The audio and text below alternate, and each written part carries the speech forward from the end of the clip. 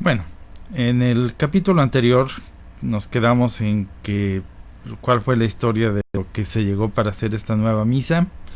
Y el resumen de todo eso, podemos decir entonces que la diferencia entre la misa actual que tienen ahora ustedes y la misa católica de siempre es que la misa católica fue mandada por el Concilio de Trento. El Concilio de Trento fue un concilio dogmático, se puede decir que es el concilio más dogmático y más católico que ha existido. Digo, todos son católicos y no puede haber uno más que otro, pero históricamente el más importante, el de más repercusiones por la época, por todo, digamos que fue Trento. Y lo que hicieron en el Concilio de Trento, o la misa que se mandó a partir de ahí, fue una misa que unificó todos los ritos existentes en un solo rito y los congeló para siempre, con una bula que dice que no se puede tocar el canon de la misa.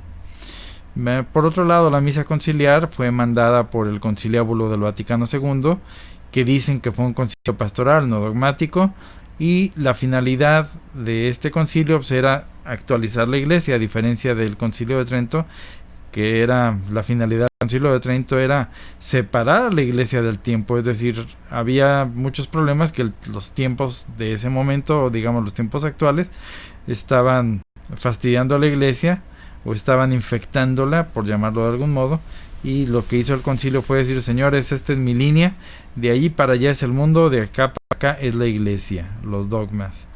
Mientras que el conciliábulo del Vaticano II lo que quiso fue actualizar la iglesia y desunificar los ritos católicos al copiarlos según Luther y Cranmer, y además este es el rito que tiene la iglesia conciliar naciente.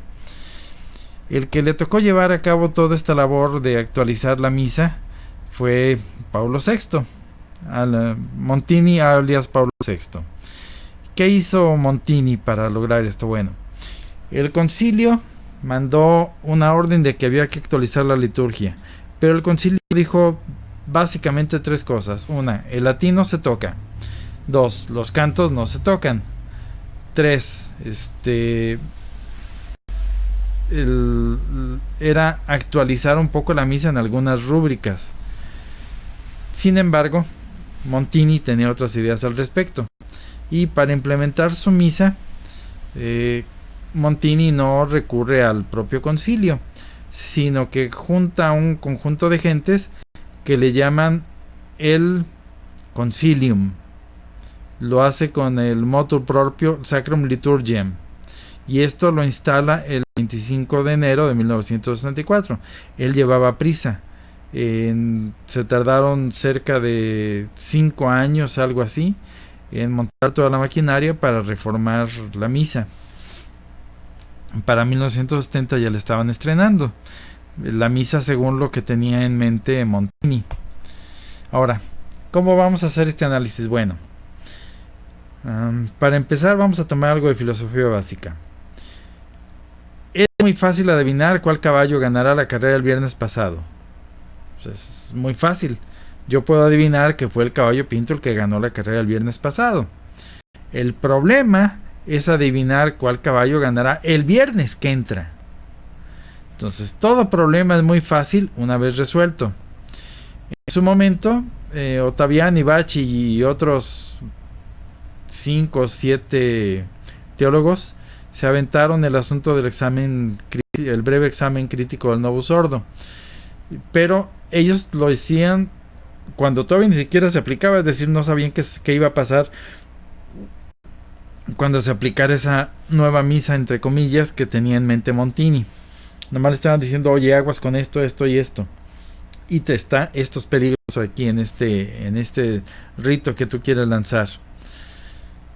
Nosotros ya tenemos 50 años de que salió esta misa, entonces ya podemos, con todos los pelos en la mano, decir qué fue lo que pasó con el Novus Ordo. O sea, a diferencia de los que estaban en su momento diciendo, oye, no sabemos qué va a pasar si tú lo implementas. No, nosotros ya lo sabemos. Nosotros ya sabemos que fue el caballo Pinto el que ganó la carrera el viernes pasado. Pues para nosotros el problema es muy fácil porque ya lo tenemos resuelto. Entonces vamos a hacer el análisis no desde el punto de la teología hacia el futuro, que fue el punto que tomó el breve examen crítico del nuevo sordo, sino a través de los resultados, que esos ya los podemos estudiar. Dado que aquí vamos a tener que analizar lo que hizo básicamente una persona, que fue la que impulsó todo esto, fue Montini. Y aquí muchos me van a decir una serie de cosas de, oye, tú no sabes las intenciones que tenía. Ya saben, aquella teoría de, no, el concilio es bueno, se les fue de las manos, pero el concilio era bueno, el problema fue cómo lo implementaron. No sabes las intenciones que tenían cuando lo hicieron. No, espérenme. Nuestro Señor Jesucristo dijo muy claro, por sus frutos conoceréis. Entonces, aquí ya no caben las teorías de que si Montini tenía un doble, que si él no era el Papa, que si... Espérenme. Ya tenemos los frutos. Podemos conocer al 100%. Entonces nos vamos a meter con las intenciones de Montini. Nos vamos a meter con los resultados de Montini, con lo que él hizo, no con las intenciones con las que él hizo las cosas. Esas no las sabemos y esas Dios las juzgará. Pero nos fue dicho, por sus frutos conoceréis. Entonces tenemos que examinar los frutos. Y a 50 años, señores, ya tenemos los frutos. Bueno, ante todo, ¿cuál es el deber del Papa? Hay una bula que se hizo que se llama el Cum ex Apostolatus Officio, que es una bula contra los herejes, que no lleguen los herejes a los puestos de responsabilidad de la Iglesia. Y lo primero que dice el Papa Pío V, que fue el que proclamó esta bula, dice: el Papa tiene el deber de impedir el magisterio del error. Entonces, la primera finalidad que tiene el Papa es la de que todo lo que sea erróneo no se difunda. Su primer chamba. Luego, este Papa nos advierte que entre más está el desviado de la fe, más grave es el peligro. Lógicamente, no es lo mismo que se equivoque mi compadre y él se convierte en hereje, a que se convierta en hereje el párroco de la esquina, o que se convierta en hereje el obispo, o que se convierta en hereje el Papa, y que sigan en su puesto. Entonces, en esta burla lo que hace su santidad, la Iglesia siempre ha sabido que los herejes a lo que le tiran es al papado. Y el Papa lo dice aquí muy claro. Y para que no acontezca algún día que veamos en el lugar santo, que es la Catedral de Pedro, la abominación de la desolación predicha por el profeta Daniel. Entonces, ya desde el Antiguo Testamento, el profeta Daniel, y Jesucristo, tomando las palabras de Daniel, nos lo repite, se sabía que el problema vendría cuando la cátedra de Pedro cayera, que es poner la abominación en el lugar santo. Entonces, desde aquí ya sabemos que una vez que veamos una abominación en la cátedra de Pedro, aguas, ya no tenemos ahí un papa en su lugar. Entonces, este Papa protege a la Iglesia de que lo que dice en esta bula es que todo aquel que se encuentre que sea hereje, ipso facto, queda excomulgado. Y además todo lo que hizo legislativamente queda reducido a nada. O sea, queda nulo, queda nulificado. Y esa nulificación es desde el momento en que se detecta la herejía. Si se detecta que la herejía era antes de asumir el cargo, nunca tuvo el cargo. Igual que una persona que se casa con alguien que ya está casado, nunca se casó. Aunque viste aunque viste la misa y todo lo demás, nunca hubo matrimonio. Del mismo pasa aquí en la Iglesia. Nunca hubo un puesto de un hereje. Nunca. Bueno, entonces, ¿qué hace Montini? Montini reúne una comisión, como ya vimos aquí. El Montini junta una serie de gentes que van a ser el Concilium, que son los encargados de la Sacram Liturgiam, es decir, de actualizar la Sagrada Liturgia. ¿Y a quiénes junta para esta tarea de actualizar la liturgia? Bueno, junta, aquí los tenemos, 1, 2, 3, 4, 5, 6, a 6 protestantes, ni un católico. Bueno, el que los coordinaba, en realidad el que los coordinaba era un masón, no era un católico. Y aquí un importante es que tenemos a Max Turian. Este lo vamos a ver luego repetido en varias veces. Max Turian. Entonces él junta a 6 gentes que son herejes. Ya vimos lo que hicieron los herejes con la misa. En la prueba piloto que hizo Satanás en el mercado de Inglaterra y en el mercado de Alemania. Entonces, aquí Satanás ya está pensando en implementar lo que hizo en su mercado de prueba, pues con un comité directivo. Ensambla un comité directivo de herejes para implementar esos cambios que le salieron tan bien en su mercado de prueba en todo el mundo. Entonces, básicamente eso es lo que está pasando aquí. Entonces, repetimos, aquí parte del asunto es que tenemos que analizar las acciones de Montini, porque por sus frutos conoceremos. Bueno, entre las acciones de Montini, tenemos que el señor Montini, rindió la corona papal a la ONU, ni más ni menos que a la ONU, la tiara, que es la corona papal y que representa el triple poder del Papa, la rinde, la regala, se la quita y le dice a la ONU: ahí está, te rindo mi corona. Y no nomás la corona, también el anillo papal. Entonces con eso él se despojó simbólicamente, porque recordemos que estas gentes hacen todo simbólicamente. Él se despojó del papado simbólicamente. Y una vez que se deshizo de la tiara, bueno, aquí tenemos una foto de estos 2 traidores para que vean que desde Montini hasta la fecha todos son traidores. Lo que hizo Montini una vez que se deshizo de la tiara es viste el efod. ¿Qué es el efod? El efod es un símbolo de poder o de ascendencia o sagrado, o como le quieran llamar, que llegaba el supremo sacerdote, lo llevaba Caifás cuando condenó a Jesucristo, y es el que le da el poder sobre las 12 tribus. Entonces el efod es el símbolo de son 12 piedras 12 piedras preciosas distintas, 12, ya saben por qué, una por cada de las tribus. Entonces Montini se deshace de la tiara y se cuelga el símbolo de la alta jerarquía del que dirige a las 12 tribus. Entonces no es católico, no me vengan con cuentos. Él se declara lo que es lo mismo, el sumo sacerdote, al mismo nivel que Caifás. ¿Y qué es lo que tenía en mente? ¿Por qué querían cambiar la misa? ¿Cuál era la finalidad que tenía? Bueno, ya vimos que Max Turian, esta persona que vemos aquí, ya la habíamos visto en uno de los fotos anteriores donde está con Montini. Aquí lo tenemos. Max Turian es este de aquí. ¿Cuál fue la finalidad por la que estos señores quisieron hacer con la misa? A los que les encomendó que recibieran la misa. Bueno. A Max Turian le preguntan, después, ya pasados los años, que qué opina de la misa católica. Y dice Max Turian: tal vez serán que las comunidades no católicas podrán celebrar la Santa Cena. No dice misa, fíjense en la frase que usa. Dice: podrán celebrar la Santa Cena con las mismas oraciones de la Iglesia Católica. Lo que hicieron fue crear un rito que sirviera, el mismo rito que le sirviera a los metodistas, a los anglicanos, a los episcopalianos, luteranos y calvinistas.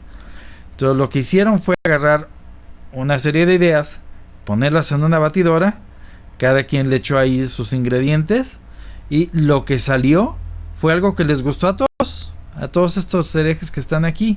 Y este señor Montini dijo: señores, este cóctel que se inventaron estos herejes que ven aquí, esta es nuestra nueva misa católica. ¿Sale? Así fue como después de 5 años estos herejes nos recetan la misa católica. ¿Quién nos la receta? Pues el supremo sacerdote, que fue el mismo que condenó a Jesucristo, otro Caifás. Entonces, esa es la intención: hacer una misa unificada. Ahora bien, aquellos que duden, decíamos que una de las objeciones era que lo que un papa otro puede hacer. Bueno, para empezar quedamos que Montini se deshizo de la tiara y se deshizo del anillo, lo regaló, dijo, señores, yo renuncio a ello, y con ello estaba renunciando al papado, y adopta el símbolo del supremo sacerdote. Entonces no es papa, este señor es otra cosa que no es papa. Pero suponiendo que lo fuera, es decir, suponte que tú crees que Montini era papa, ok.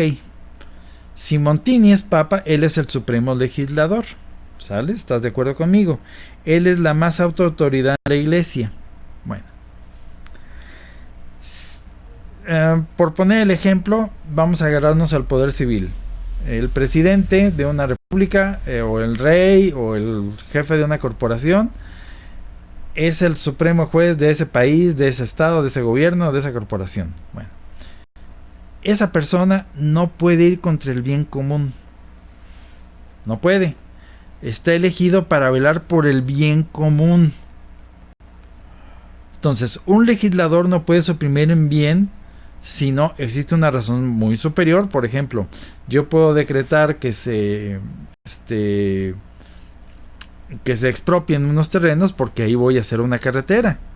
Bueno, pues eso es un bien superior. Ahí estoy imponiendo un mal a algunas personas, pero esas personas las tengo que compensar adecuadamente. Si no, estoy haciendo una acción injusta. Obviamente que los presidentes de hoy en día todos hacen acciones injustas, pero aquí estamos hablando teóricamente. Moralmente, yo no puedo quitarle a alguien su casa para poner ahí encima una carretera si no lo compenso por la pérdida de su casa. Y tengo que compensarlo con un bien equivalente. Te doy otra casa en otro lugar y te compenso por las molestias o lo que quiera.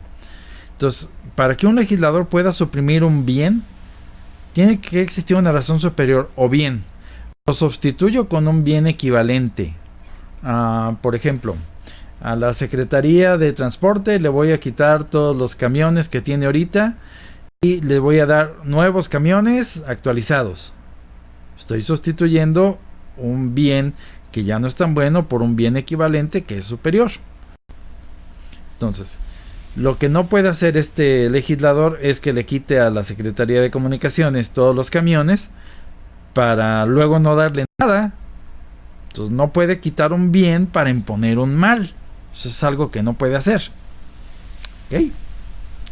Entonces, los católicos teníamos, desde que se impuso la misa, donde quedamos que era en el Concilio de Trento, hasta que este señor Montini subió al poder, teníamos una misa de lujo. Teníamos una misa que era una verdadera belleza y era el fundamento de la fe católica. Teníamos el Mercedes-Benz de las misas. Bueno, esta foto es de un Rolls Royce, digo, es de un Mercedes-Benz, no de un Rolls Royce, pero teníamos el Rolls Royce de las misas, ¿sale? Esa es la misa católica. Ese Rolls Royce es la misa católica.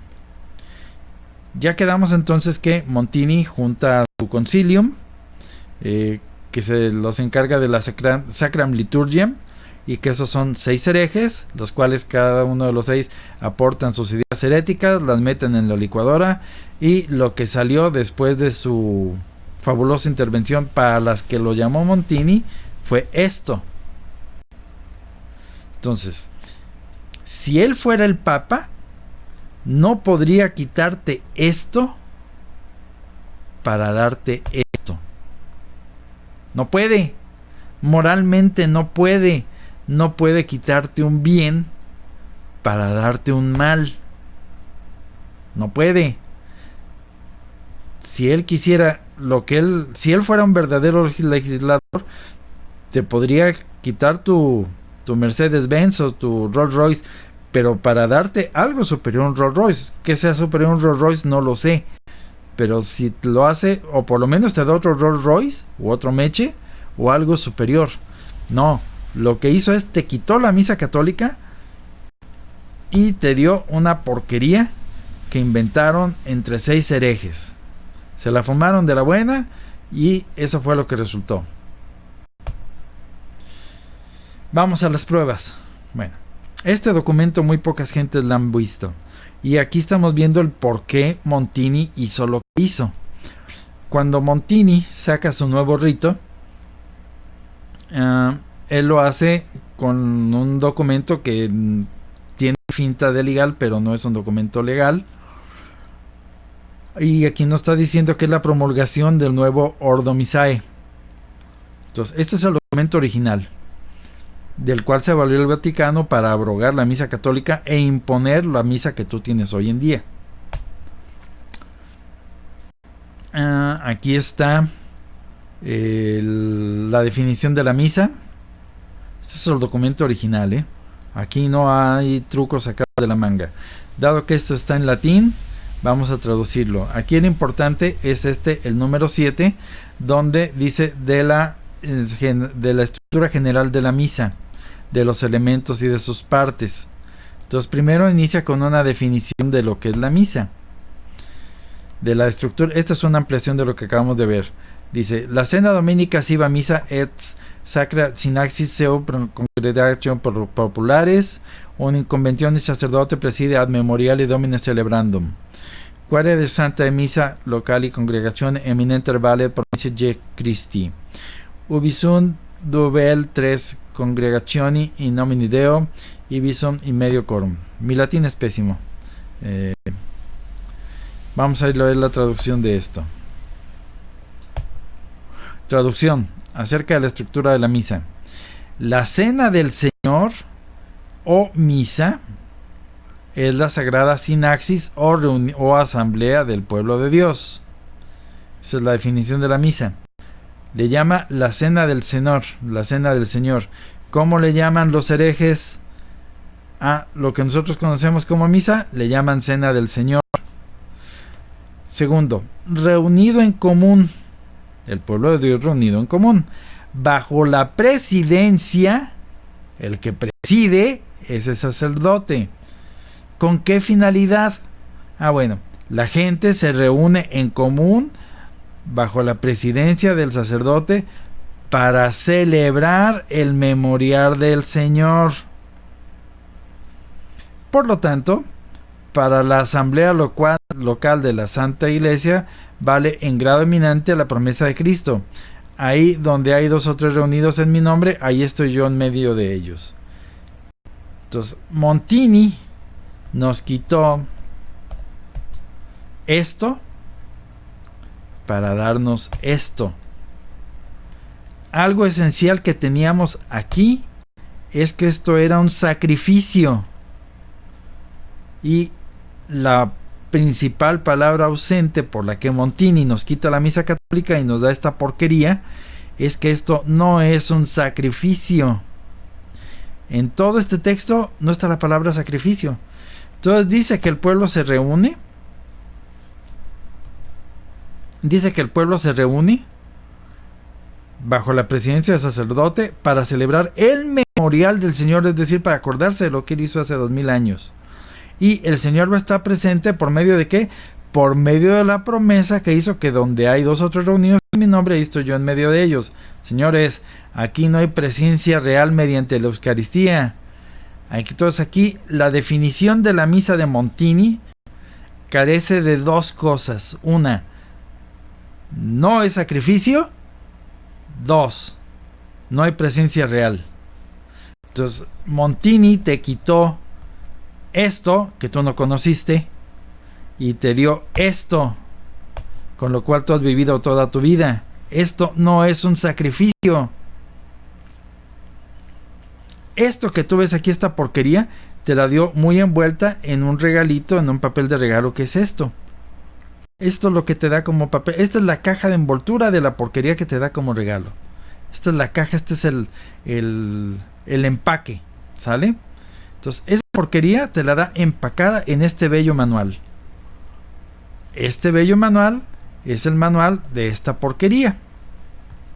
Ahora, fijémonos en algo. Ya vimos lo que era la misa de Cranmer. Cuando Cranmer, el hereje, lo que reformó para la iglesia anglicana, no la iglesia católica, lo que había sido la misa católica, la que todo el mundo estaba acostumbrada, lo primero que hace es llamarle la cena del Señor, comúnmente llamada misa, que vemos en la traducción, la cena del Señor o misa. Entonces es igual, estamos copiando lo que hizo Cranmer con la Iglesia Católica. Lo segundo que hizo Cranmer fue que el culto debía ser en un lenguaje que todos los hombres entiendan, es decir, fue en inglés. Bueno, el concilio dijo que el latín tenía que ser respetado. No, estos señores cambiaron todo a lenguas vernáculas. ¿Qué es una lengua vernácula? La lengua de cada país. Pero no contentos con ello, o sea, espérenme, no tradujeron la misa que teníamos nosotros y la tradujeron al español o al inglés o lo que sea. No, la tiraron a la basura. Se sentaron ellos, dijeron, a ver, échenle ideas, las metieron en la licuadora y lo que salió es una cena del Señor que por ningún lado es sacrificio, es una reunión social bajo la presidencia de un sacerdote.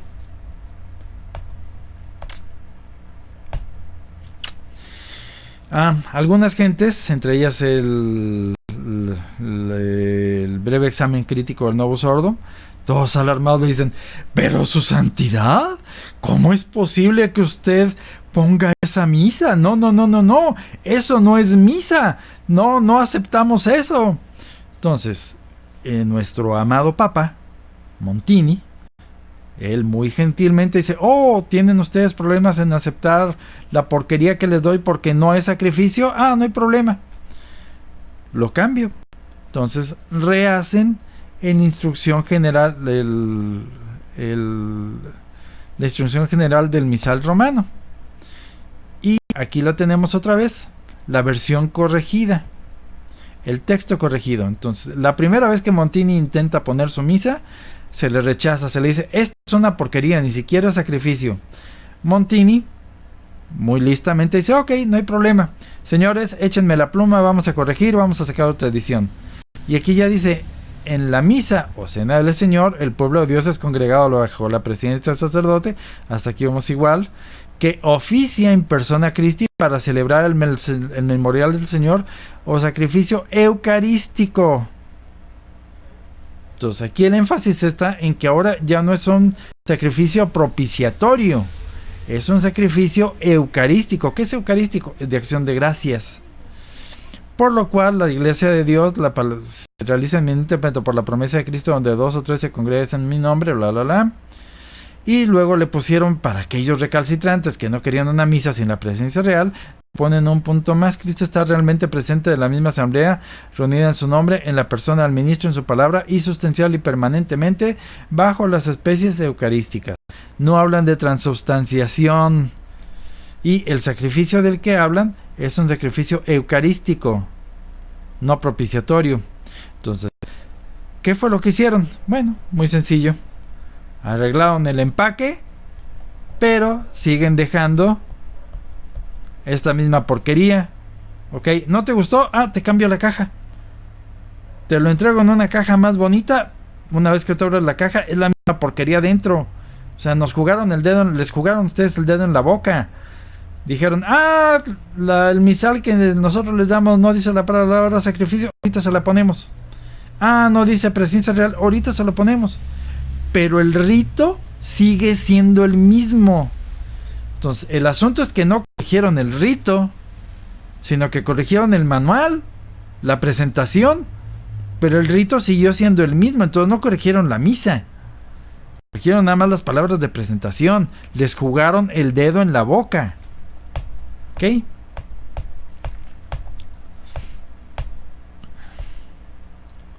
Ahora bien, ¿qué fue lo que determinó el Concilio de Trento sobre la misa? Dice, canon primero: si alguno dijera que el sacrificio de la misa no se ofrece a Dios un verdadero y propio sacrificio, o que el ofrecerlo no es otra cosa que darnos a comer a Cristo, sea anatema. Entonces, el sacrificio tiene que ser verdadero y propio sacrificio. Esto es un sacrificio propiciatorio. Si alguno dijere que el sacrificio de la misa es de alabanza o de acción de gracias, y es solo de alabanza o de acción de gracias, sea anatema. ¿Qué fue lo que nos dijeron aquí que es la misa? Nos dicen que esto es un sacrificio eucarístico. ¿Qué prohibió Trento? Que fuera solamente eucarístico. Entonces, la misa que les dio Montini a ustedes está prohibido por el Concilio de Trento. Luego, si alguno dijera que el canon de la misa contiene error y por lo tanto debe ser abrogado, sea anatema. Bueno, señores, lo que hicieron con la misa estos señores de Montini fue abrogar el canon.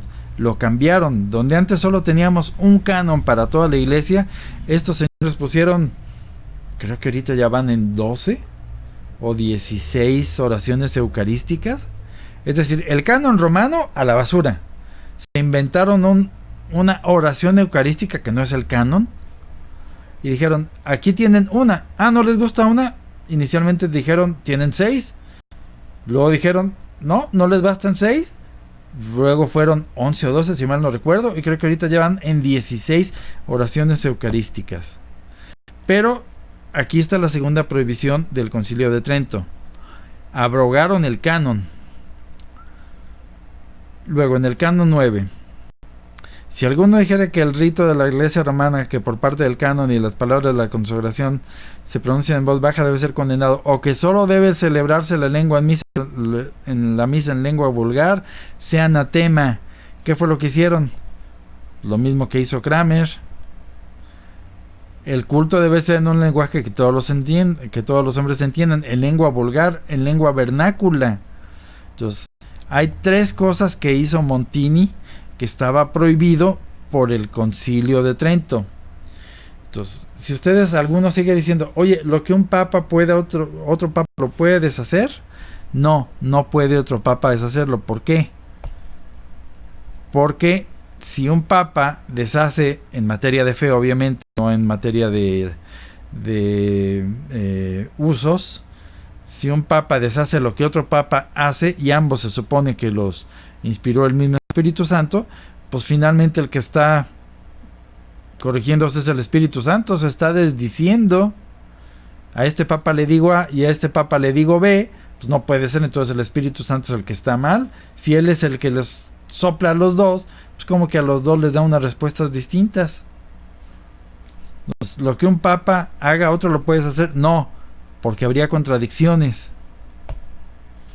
Ahora bien, si ustedes han vivido toda su vida en el Novus Ordo y alguno de ustedes dirá, bueno, pero las palabras que nosotros tenemos en la consagración son tomadas del Evangelio. ¿Ah, sí? Bueno, por si no saben lo que hizo su queridísimo amigo Ratzinger, de seguro que ustedes que nunca se meten a estudiar estas cosas porque no les interesa, han oído hablar de la anáfora de Adai y Mari. Resulta ser que en las iglesias de Oriente, en las iglesias que se volvieron acéfalas en Europa Oriental, había por ahí una, no me acuerdo cuál, por aquí está descrita, que ellos decían que era un rito que venía de los apóstoles. Entonces, esta es una iglesia de las acéfalas, de las que se separaron de Roma. Y en este rito que ellos dicen que venía de los apóstoles, ellos para su misa usaban una anáfora, un tipo de oración, que según eso tenía 1000 y cacho de años, en 1800 años, una cosa así, esa oración, esa anáfora que usaban para su consagración. El punto es que esa anáfora nunca menciona ni siquiera las palabras de la consagración. No dice, esto es mi cuerpo, esto es mi sangre. No lo dice. Bueno, su amigo Ratzinger reincorporó a esta pseudo iglesia. Los que quieran investigar, métense a investigar el asunto de la anáfora de Adai y Mare. Reconcilia, ya saben, con una comunión parcial, no total, con la Iglesia Católica. Y les dice, señores, la Iglesia Católica avala su misa. Entonces, lo que dijeron es que es católica una misa sin palabras de consagración, sin decir, este es mi cuerpo, esta es mi sangre. Entonces, la iglesia en la que militan ustedes tienen una misa que ni siquiera usa las palabras de la consagración que ustedes están habituados a decir. Okay. Ya quedamos entonces que el asunto es que debemos de ver todo a través de los ojos de la historia. Y ustedes ya tienen 50 años con el Novus Ordo cargándolo. Bueno, ya vimos lo que pasó en Inglaterra, donde aquí tienen lo que hizo la misa de Cranmer con su misa. Y quedamos que esto fue el mercado de prueba de Satanás. Bueno, pues entonces lo que se había implementado en lo que Satanás había implementado en Inglaterra en su mercado de prueba, ahora ustedes lo tienen en todo el mundo. Otra prueba más de que la iglesia que ustedes militan no es la buena y que sus sacramentos son intercambiables con los herejes. Aquí tienen una foto de este señor de cabello blanco que ven aquí. Este es Ratzinger, por si no lo notan. Este que tienen aquí, este es uno de los descendientes de los herejes de Taizé. ¿Se acuerdan que hablábamos de Max Turian? Donde fue uno de los herejes que codificaron la misa de ustedes. Bueno, este señor, este viejito que ven aquí, es el sucesor no, este fue el fundador de Taizé. Este es el que agrupó a todos los herejes bajo una nueva casa común, donde todos los herejes tenían cabida aquí. Entonces, aquí tienen a Ratzinger dando la comunión en la mano a un hereje. Es decir, los sacramentos de ustedes, los católicos, o los que se dicen católicos, que en realidad son conciliares, son intercambiables con herejes. Y está dicho por su amadísimo Juan Pablo II. Aquí lo tienen en la carta encíclica Ecclesia Eucaristía. Dice: en circunstancias especiales, a personas pertenecientes a iglesias o comunidades eclesiales que no estén en plena comunión. ¿Quiénes no están en plena comunión? Los herejes. En efecto, en este caso, el objetivo es satisfacer una grave necesidad espiritual para la salvación eterna de los fieles herejes, singularmente considerada por no realizar una intercomunión, que no es posible mientras no hayan, lo que siempre dan una de cal y una de arena. Lo que aquí está diciendo Juan Pablo II es que en el caso de una grave necesidad espiritual, pues se les puede dar a los herejes los sacramentos de la Iglesia Católica y viceversa. Ok. Ahora vamos a hacer un análisis. Quedamos que vamos a hacer el análisis de todo este relajo de la misa bajo el enfoque de la mercadotecnia. Bueno, ya vimos lo que pretendía Montini al cambiar la misa. Pretendía que se tuviera un solo rito que fuera universal, es decir, que sirviera para católicos entre comillas y herejes. Pero Satanás todavía tenía algo más en mente. El plan de Satanás es destruir la iglesia. Se valió de Montini, usando el efod, alias el alto sacerdote, para hacer lo que el Papa nos había dicho, lo que nos había previsto antes desde el profeta Daniel, que fue introducir la abominación de la desolación en el lugar santo. Lo que pretende con ello es destruir a la iglesia. Ok. ¿Cuál es el plan secreto, entre comillas, de Montini para destruir la iglesia? Bueno, hay una ley en la iglesia que dice lex orandi, lex creandi. Esto significa que según se ora, así se cree. Es decir, la forma en que yo voy a rezar es la forma en que voy a desarrollar mi fe. Si yo rezo mal, pues mi fe está mal. Si yo rezo bien, mi fe tiene fundamentos. Entonces, la misa es la principal oración católica. Y además de ser la principal oración católica, es la actividad social básica de los católicos. O sea, muchos católicos se dicen católicos, ¿por qué? Pues porque van a misa, no porque lo sean. Entonces, para ellos ir a misa el domingo es lo único católico que hacen, y en eso basan su catolicismo. Voy a misa y tengo un papa. Bueno, entonces Satanás sabe que según se ora, así se cree. Entonces, él diseña un plan para utilizar esta ley de la oración a favor de la destrucción de la iglesia. ¿Qué es lo que hace Satanás? Bueno, muy sencillo. y Satanás va a obrar valiéndose de gente como Montini y todos los que siguieron a Montini, que son los 3000 obispos que firmaron el concilio, no sé cuántos, los que hayan sido. Todos los que lo firmaron siguen a Montini y por lo tanto siguen a Satanás. Okay. Vamos a hablar un poco de lo que es la persona humana y cómo percibe las cosas. La percepción de nosotros como personas puede ser implícita o explícita, puede ser consciente o consciente, o puede ser objetiva o puede ser algo subjetivo, es decir, no tener reglas muy definidas. Entonces, de aquí en lo que nos vamos a basar es en cómo percibimos las cosas, cómo llega algo del exterior hacia nuestro interior, cómo transformamos la realidad que existe allá afuera en una idea aquí dentro. Eso es percibir. Yo capto no nada más imágenes, porque la percepción incluye sonidos, los fenómenos incluye sonidos, cosas, voces, tacto, olores, conocimientos. Todo lo que sucede afuera lo capto y lo convierto en una idea. La percibo y esa idea es la que formo en mi mente. Y esa percepción puede ser implícita o explícita, consciente o inconsciente, y puede ser algo objetivo o puede ser subjetivamente, es decir, dado por el subconsciente. Necesitamos para esto entender un poquito el funcionamiento de la mente humana y el peso de la parte subconsciente en las decisiones, el peso de la conciencia y de la inteligencia en lo que hacemos. Okay. Vamos a hablar ahora de la comunicación. Toda comunicación, es decir, para que yo me pueda comunicar con alguien, necesitamos intercambiar mensajes. La comunicación se basa entonces en un protocolo en el cual se va a hacer un intercambio de mensajes. Y en comunicación, todo es comunicación, ¿eh? Un rito, es decir, la misa es un ejemplo de comunicación. Una encíclica es un ejemplo de comunicación, se intercambian mensajes.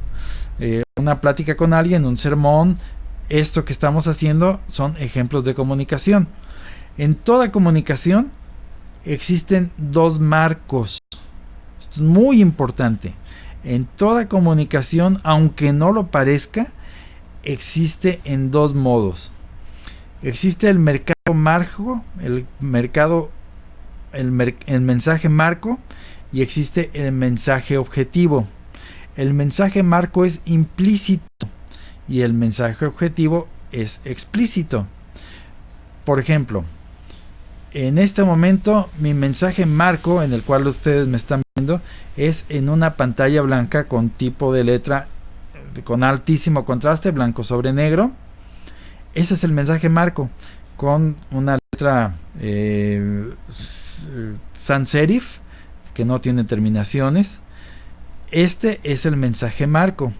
El mensaje explícito es el mensaje objetivo. Okay. Y vamos a establecer unas leyes para esa comunicación. Ya quedamos que la comunicación es el intercambio de mensajes y que los mensajes vienen en dos tipos: mensajes implícitos o mensajes explícitos. Bueno, ahora vamos a establecer otro acto. La mente consciente, es decir, lo que nuestra parte despierta determina, en realidad influye en nuestras acciones solo un 10%. Nuestra mente subconsciente es la que decide el 90% de las veces. Y ahorita vamos a demostrarlo con un ejemplo. Que tomamos las decisiones no por el 10% que nos dice la inteligencia, sino con el 90% que percibimos. Ya quedamos en lo que es la percepción. Lo que percibimos es traer el mundo exterior hacia adentro, y mucho de eso lo percibe el subconsciente. Es decir, no soy consciente de ello, pero la idea llegó. Entonces, en la mayor parte de lo por qué decido algo se basa en el 90% de la mente subconsciente. Voy a explicar esto con 3 ejemplos. Ya sé que me estoy desviando, aparentemente me estoy desviando tema, estoy hablando de psicología y de mercadotecnia, de percepciones, ideas, comunicación y otras cosas. ¿Esto tiene un efecto en lo católico? Sí, tiene un efecto y Satanás lo sabe. Entonces por eso es que estamos hablando de la mente consciente y de la mente inconsciente. Okay. Tú necesitas lana, ¿sale? Tú que me ves, llegas a un momento en el que necesitas agenciarte alguna lana por alguna emergencia. Y necesitas entonces que te orienten a dónde puedes tú conseguir esa lana. Voy a darte 2 ejemplos de letreros o indicaciones de dónde tú puedes conseguir la lana. Seguramente has visto en un poste algún letrero como este: necesitas dinero, te prestamos hasta 20,000 pesos, yo te ayudo, comunícate con Joseph Hoyle al 984 bla bla bla bla bla.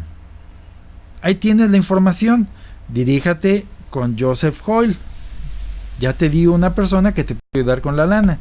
O bien te puedo presentar esta otra opción: Préstamos Monterrey.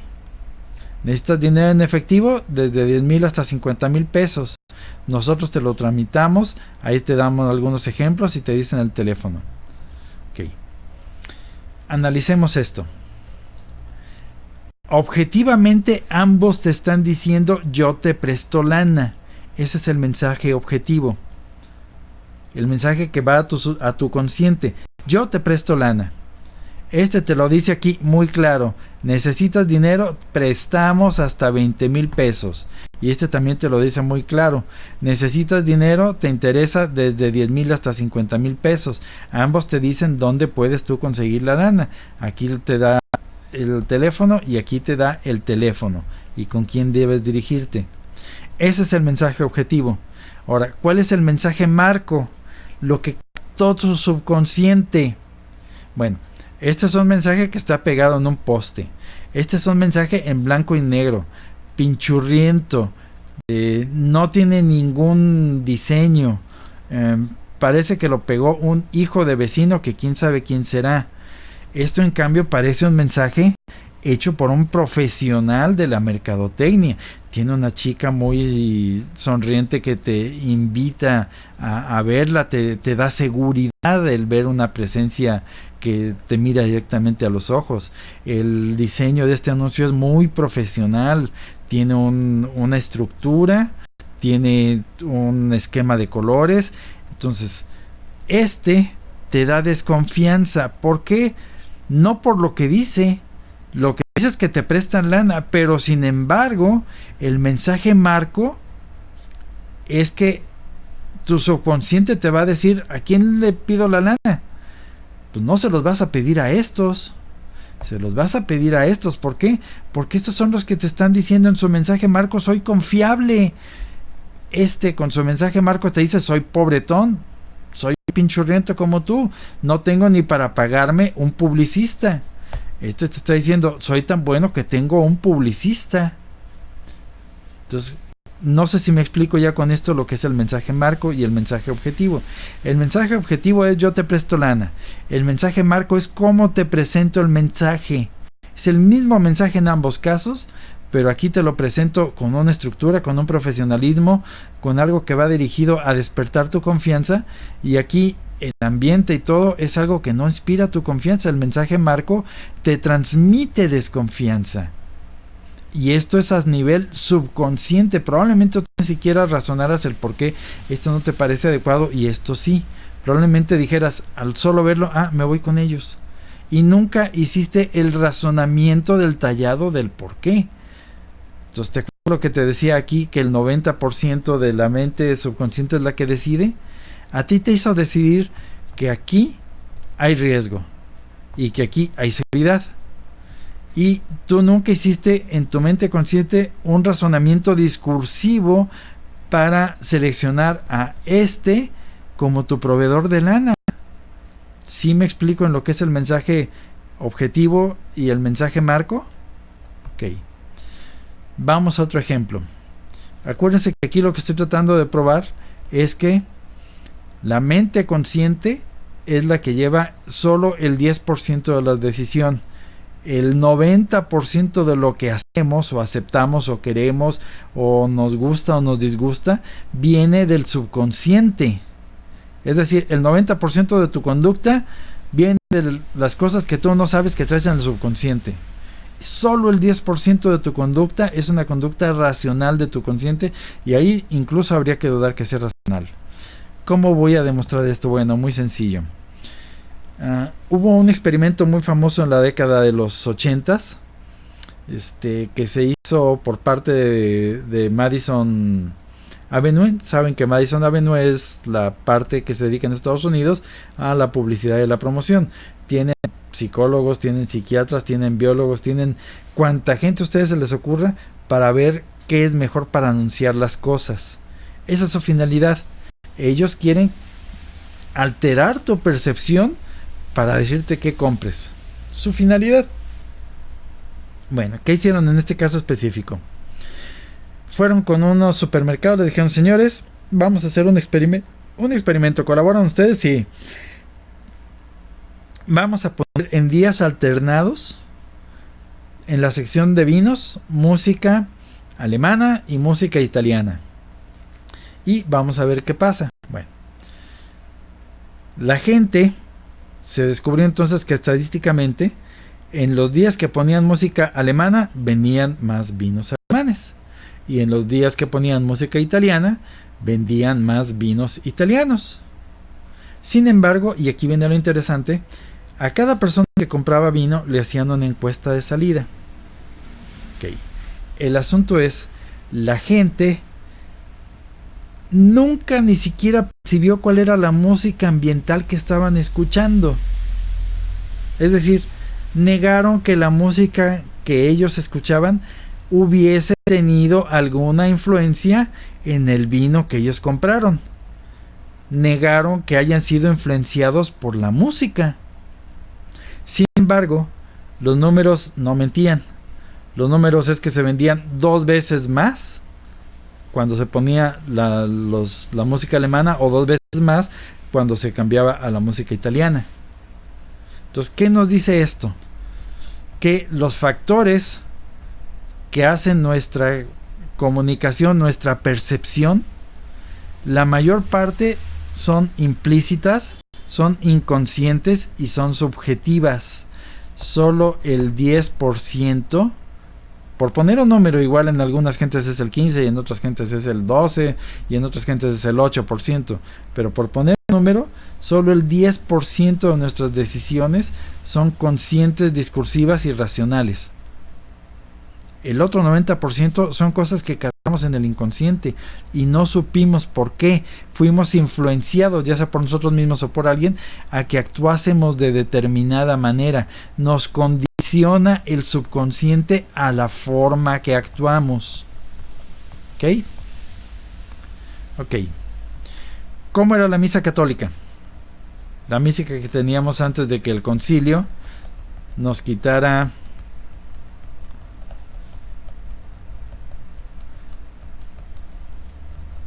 esto para darnos esto. ¿Cómo era la misa católica? Bueno, la misa católica era mujeres perfectamente vestidas, nada de desvestidas, cabeza cubierta, todo el mundo con su misal en la mano, con muchas reverencias hacia Dios. El sacerdote hablando, la misa se celebraba en latín. El sacerdote oficia de cara al altar, no hay una mesa, hay un verdadero altar.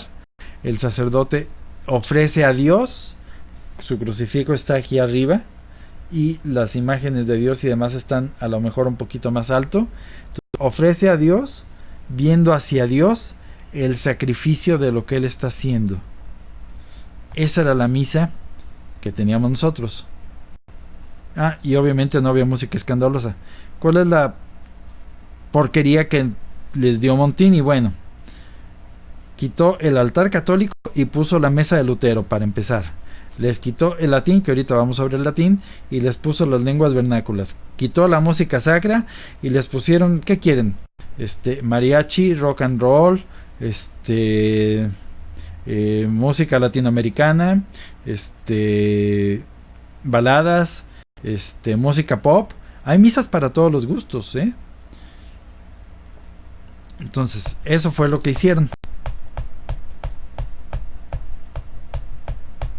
Y regreso a donde estábamos. Estábamos hablando de cómo influye la conciencia y de... ok. ¿Cuál es el resultado de esto? Cuando hay un conflicto entre el mensaje marco y el mensaje objetivo, como en el caso de los postes, lo más probable es que gane el mensaje marco, que fue tu subconsciente a nivel emocional. Se vale de alegría, ira, miedo, tristeza, certeza, confiabilidad, etc.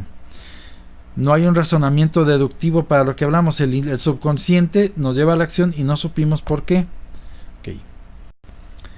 La misa católica, para empezar, era centrada en Dios. Y el sacerdote y todo el mundo veíamos hacia Cristo. Y aquí había un sagrario. Ahora, lo primero que nos dice la nueva definición de Montini es que la misa la preside, hay un presidente que dicen que es un sacerdote. Y hay un tipo aquí presidiendo, al cual incluso le dan aquí muchas veces una silla para que él se siente ahí a pontificar. Y este tipo le da la espalda a Dios. Ya no estamos todos viendo hacia Dios. Ahora nosotros vemos al que preside y la hacemos basada en el hombre. Entonces, Satanás sabía muy bien esto. Y entonces él, sabiendo que nosotros, según la ley de lex orandi y lex creandi, si rezamos mal, es decir, si nuestra misa es centrada en el hombre, pues nos vamos a olvidar de Dios, que es lo que pretende Satanás. Ok, vamos entonces a ver las cosas desde otro asunto, desde otro ángulo. ¿Cómo era el mundo, por ponerlo de algún modo, antes del Concilio Vaticano II? Bueno, Dios veía al mundo y veía a su iglesia en Estados Unidos. ¿Dónde está mi cursor? Aquí está. Dios veía a su iglesia, veía el mundo, veía a su iglesia repartida en Asia, en China, en Japón, en Europa, en África, en Groenlandia, en Canadá, en Estados Unidos, en Latinoamérica, en donde fuera, en cualquier lugar de Europa. La oía en una sola voz. Todo el mundo rezaba en latín. Entonces Dios, desde el espacio exterior, por ponerlo de algún modo, está oyendo a que en cualquier lugar del globo su pueblo es uno solo. Su pueblo es uno solo, que le habla en una sola lengua, con una sola fe, una sola misa en todo el globo terráqueo. ¿Qué significa esto? Que la iglesia es un pueblo repartido entre las naciones. Este concepto es muy importante. La iglesia es un pueblo que vive temporalmente en todas las naciones. Todas estas naciones que les estoy señalando, hay ateos y hay católicos. Bueno, la mayoría es católica. Bueno, la iglesia, el pueblo de Dios, vive peregrinando, esperando a pasar del país en el que esté hacia el cielo, rezando todos con una sola fe, una sola creencia, un solo rito. Es decir, hay una masa compacta de católicos que todos estos de cualquier lugar del mundo obedecían a Roma. Hagan de cuenta que hay hilos que conectan cada uno de estos países a los católicos de cada uno de estos países, y en cada uno de estos países hay un hilo que lo comunica a Roma y de Roma a Dios. Así era de simple la jerarquía del mundo. Entonces así nos veía Dios. Yo, Dios, hablo con el Papa y el Papa me trae hacia mí a todo un pueblo que está disperso entre las naciones del mundo en una sola lengua. Ok. ¿Esto no les suena parecido a otro pueblo del Antiguo Testamento? Que aún hoy en día estaban, bueno, hasta hace 70 años, estaban dispersos entre todas las naciones y sin embargo conservaron su lengua. Ha sido el único pueblo, además del católico, disperso entre todas las naciones, que en el que conservan su lengua. Entonces fíjense en estas dos cosas. Ambos pueblos, uno era el pueblo de Dios, conservaban su lengua. El pueblo de Dios conservaba el latín como su lengua. ¿Qué hace el concilio? Quita el latín. Oficialmente no lo destituyeron. No, oficialmente no lo destituyeron. Bastó con hacerlo para fines prácticos. Y para fines prácticos, el latín se fue al caño. ¿Ok? ¿Cuál es la estrategia que que logró Satanás con esto? Bueno, divide y vencerás. Una de las cosas que logró el Concilio Vaticano II es meter las conferencias episcopales nacionales y que ahora se hable de iglesias locales. Entonces, antes éramos un solo pueblo viviendo en muchas naciones. Ahora ya no. ¿Qué fue lo que pasó en Babel? ¿Cuál fue el castigo de Dios? Bueno, los soberbios de los hombres que quisieron hacer una torre que llegara hasta el cielo para retar a Dios, Dios los castigó cambiando los lenguajes entre todos ellos y no se entendían. Entonces, para dividir al mundo, ¿qué hizo Dios? Para castigar la soberbia del hombre. Es decir, Dios no lo hizo por maldad, Dios lo hizo como castigo a la soberbia del hombre. ¿Y qué fue lo que hizo Dios? Muy simple: dividió las lenguas. Y eso bastó para que se arruinara el proyecto de Babel. ¿No se entendían? Se separó. Los generales romanos lo sabían perfectamente: divide y vencerás. Si un ejército se lo divide en partes, es fácil acabar con él. Entonces, ¿qué fue lo que hicieron? Nos quitan el latín. ¿Y qué pasa ahora? Bueno, ahora tengo muchas iglesias locales. Cada diócesis va a ser una iglesia local. Cada arquidiócesis es una iglesia local. Y aquí tienen unas costumbres, y sobre todo bajo Francisco, bajo Bergoglio, donde él ya está dándole empoderamiento a cada una de las conferencias episcopales para que cada quien decida lo que es católico y lo que no, y los ritos que puede hacer y lo que no. Entonces, este mundo que ve Dios es un mundo dividido, ya no tiene un solo pueblo bajo un solo guía. Ustedes me dicen que hay un papa. No, no lo hay.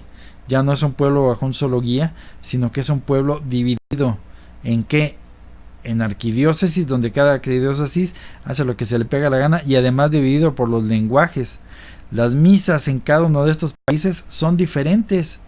Yo he estado en varios países y me consta que son diferentes, hacen las traducciones diferentes, que se les pega su regalada gana. Entonces, antes Dios nos veía como un solo pueblo. Viene el Concilio Vaticano II, quitan el latín, que ese es el símbolo externo. En lo que en realidad quitaron fue la fe. Lo que hicieron fue quitar el dogma de la iglesia la iglesia católica es el único instrumento de salvación. Ahora todos son instrumentos de salvación. Por eso es que este rito se adapta a una iglesia que ya no es exclusiva. Ok. Hasta aquí dejamos esta parte, y para la tercera parte vamos a hacer el análisis detallado de qué pasó con la misa como sacramento. Hasta aquí hablamos cuál fue el plan de Satanás para destruir a la iglesia por medio de cambiar la ley valerse de la ley de según se reza, así se cree. Entonces, quitaron la misa católica, pusieron una porquería inventada por 6 herejes, y eso dijeron es la misa católica. Cuando los católicos repelaron de que, oye, eso no es misa, ok, corrigieron la portada, pero lo de adentro sigue siendo exactamente la misma porquería. No cambiaron el rito, cambiaron la portada.